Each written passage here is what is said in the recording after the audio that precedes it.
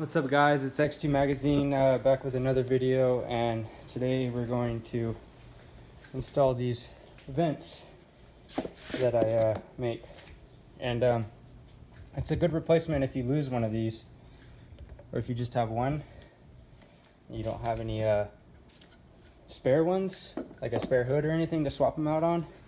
And it's also good for racing and stuff like that. If you have a high output motor, like I have a big bore Yamaha inside, and the stock air inlet isn't just going to cut it for supplying that big motor.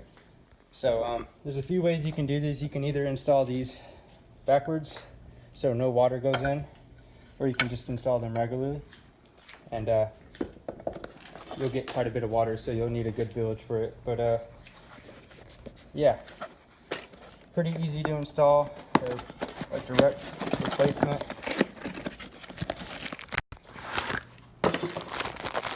And they come in different colors. You can get black, white, red, blue, gray, anything like that.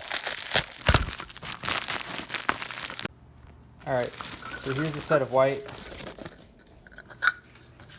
Made these by accident, so I might as well use them. So basically, if you fit them this way, they'll fit that way, but if you want to turn them around, you got to swap them. So this side goes on that side, yada yada. Alright, so first thing you want to do is pop out the stock replacements, or if you don't even have, or not the stock replacements, but if you have stock ones, just pop them out. So just push them out just like that. And you want to make sure this rubber seal is in good condition, as these don't have chain links, but if you really want chain links, I can add them, no problem. But basically you just push them in, but to make sure they go in right, when you push them in, you want to hold this back seal in without popping it out.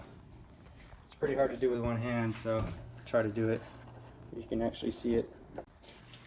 Alright, so I went ahead and got them installed, and as you can see, there's no O-ring pushing out.